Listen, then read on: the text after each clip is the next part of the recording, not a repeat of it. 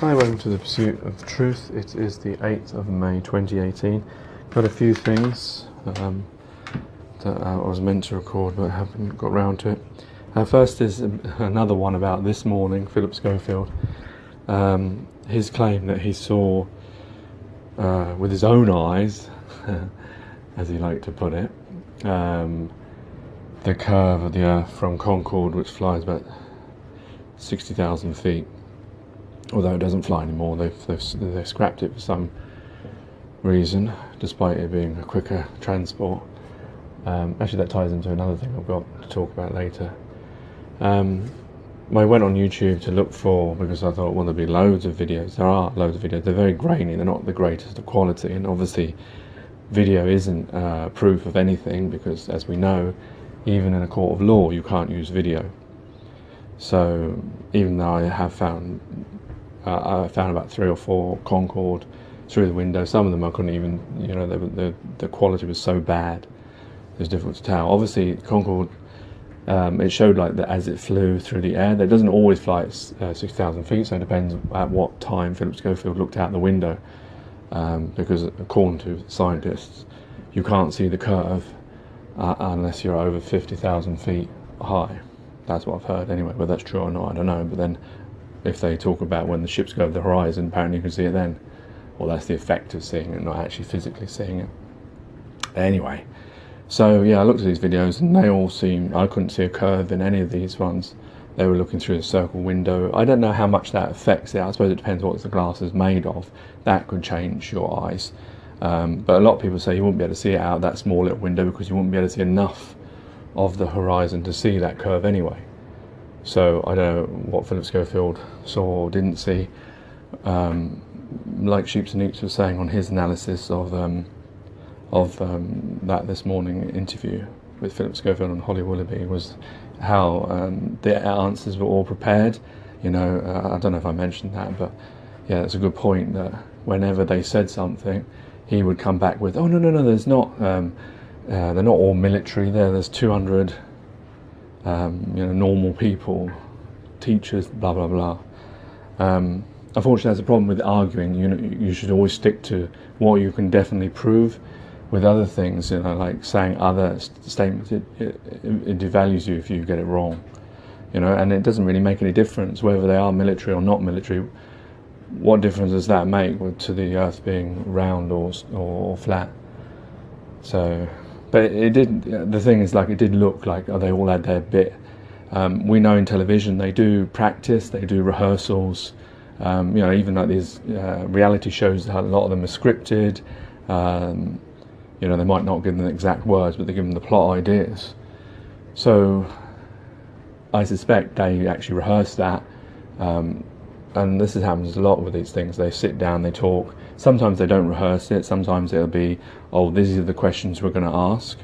And sometimes, I don't know whether they would, this morning would have asked for the answers. Because usually they would come up with questions and the people going on the show can ask, what questions you're going to ask me? Well, obviously it depends how famous you are. Sometimes you can actually control exactly what questions are asked and what are not asked. Because sometimes they don't want certain things brought up. But you can request the questions are going to be asked. But the fact that Philip Schofield had an answer already prepared, unless he had lots of data already ready, he did come up with it very quickly. It seems like that was rehearsed. So to think that those 3 would have sat through that and came back and done the same thing live beggars belief, because it didn't really convince.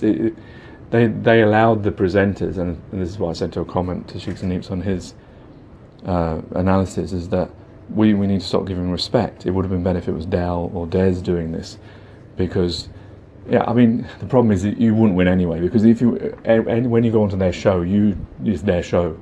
They're the popular ones. They're the ones that everyone loves. If you started showing them respect and made them look idiots, even though you were right, people would still back them, because that's how popularity works.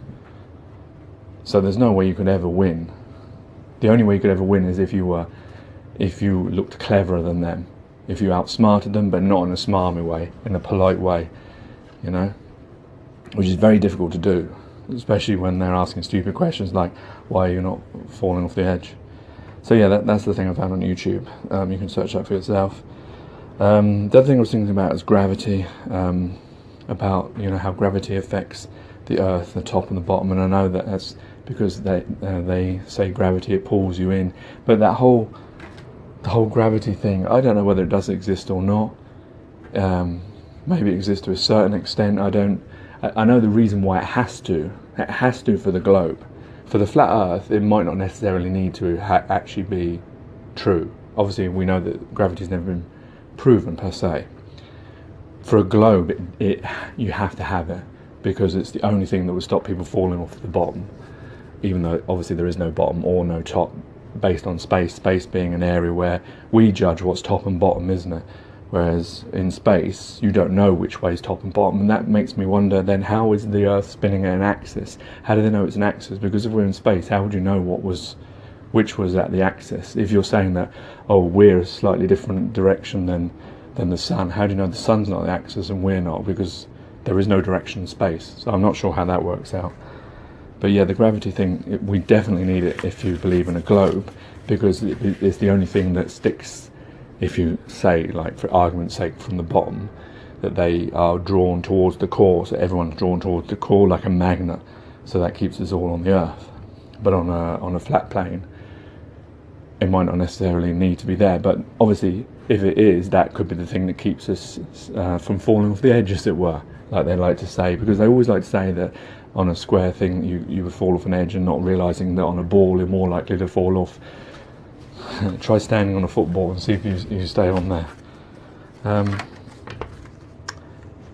The other thing I was thinking of, and I'll leave it at this, I've got some more, I'll do another one later, is Jaguar. I was thinking about the car. Someone was driving a Jaguar car, and they were saying how great it is and how it's the best drive they've ever driven, and then I realised, wait a minute, this is how we live. We have the ability to make the best car, yet we make all these other cars, a lot, they're different qualities, aren't they? You can't say maybe a Skoda or a Renault or a Ford or whatever is as good as a Jaguar or whatever. And so we waste all our energy and all our time making substandard vehicles, when why don't we just make the best thing? Why is that? Why is it we don't do that? Well, that's because of money, isn't it? So we could have the best car, the safest car, the safest car, the best car, everyone could drive it, they'd be completely safe, it'd be the best drive for them, it could be the same value, and everyone could afford it, and everyone would be safe, and we wouldn't be wasting our time actually manufacturing things that are not as good as other things, when we know how to make something good already. And this is like the same with phones, televisions, and etc. and etc. Everything, we make things at different value, different scales. How stupid is that? What a waste of human endeavour to actually make things that are worse than the best thing that you possibly could make. You're purposely doing that. When you see like 100 televisions, and this one can do all this, but this one can't do that, so you've made that substandard. When you really think about that, how we're wasting our energy and our time in such a medieval kind of way of living and thinking, aren't we always taught to do the best that we possibly can? Well, if that's the case, how come manufacturers and governments don't do that as well? Anyway, that's one to think about. Take care, take it easy, God bless, and peace.